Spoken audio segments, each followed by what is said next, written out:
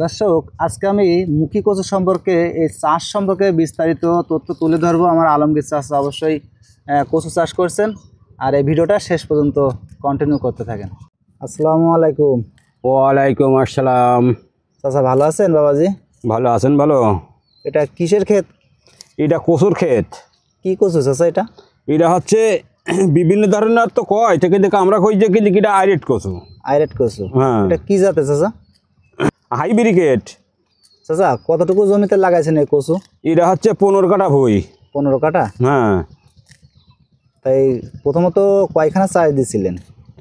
এতে তো চাষের তো কোনো গুণাগাথা নেই, তো কমপক্ষ মোটে নাহলেও ধরো এই চষার থেকে আর এই রোয়া পর্যন্ত ধরো 8-9 খান চাষ দিতে দিয়েছে। কচু চাষ করতে গেলে আমাদের মাটিটা যত মোলাম হয় তত জিনিসটা ভালো হয়। অর্থাৎ এক কথায় মাটি যত নরম মানে লুজ থাকবে, কচু তত বাঁধতে অনেক সুবিধা হবে। হ্যাঁ। তো চাচা চাষে কি কি সার দিয়েছিলেন? ওই টিএসপি আছে, পটাশ আছে, ইউরিয়া আছে, ঢ্যাপ আছে, দানাদার আছে। ও তাহলে টিএসপি, ইউরিয়া, পটাশ, দানাদার এগুলো সব একসাথে মিশ্রণ করে এই কচুটা রোপণ করেছিলেন, তাই তো? হ্যাঁ হ্যাঁ হ্যাঁ। এটা তো অবশ্যই লাইন বেঁধে করতে হয়, তাই না? হ্যাঁ, এই লাইন বেঁধে করতে হয়। চাচা এটাতে এখন পর্যন্ত কতবার সেচ দিয়েছেন?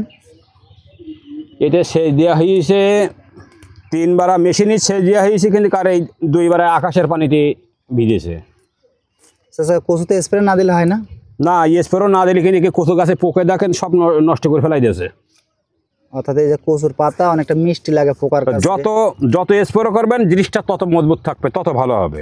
এই যে বিছা পোকা গাছে উঠে পাতাগুলো সব খেয়ে নেয়, এই না খেয়ে নিয়েছে, সব নষ্ট করে ফেলা দিয়েছে। আচ্ছা, কতদিন পর পরে সেচ দিলে ভালো হয়? দেখা যাচ্ছে 10-15 দিন অন্তর সেচ দিলে জিনিসটা বেশি মজবুত হয়। আর স্প্রে কয়দিন পর পর দিলে ভালো হয়? আমরা তো 1 সপ্তাহ অন্তর দেই স্প্রে করি। চাচা তাই এই ক্ষেতে এত ঘাস বেঁধে যাওয়ার কারণ কি চাচা? এই পানির জন্য, কিন্তু এই ভুঁই ভিজিয়ে দিলাম, দিলে আকাশের পানি হলো, কিন্তু এই জন্য কিন্তু ঘাস এত বেঁধে গেছে। ও আচ্ছা। আর মাঠ জোনা, ভুঁই জোনা হলে তো টানা যায় না।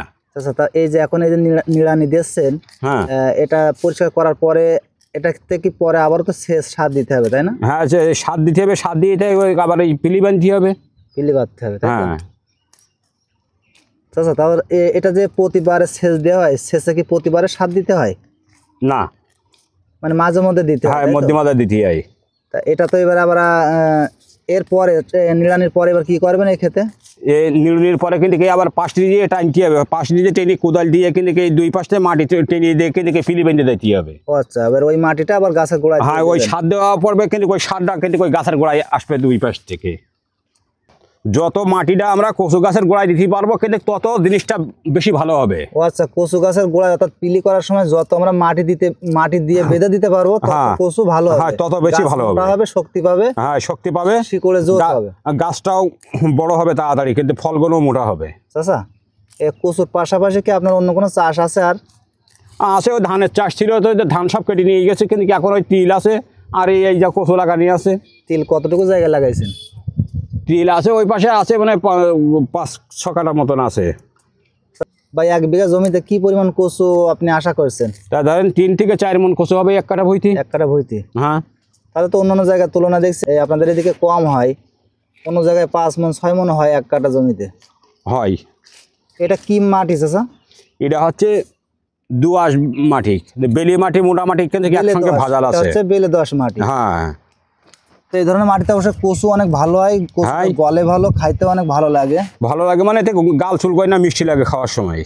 ও আচ্ছা, চাচার জন্য শুভকামনা থাকলো। ভালো থাকবেন চাচা। আলহামদুলিল্লাহ।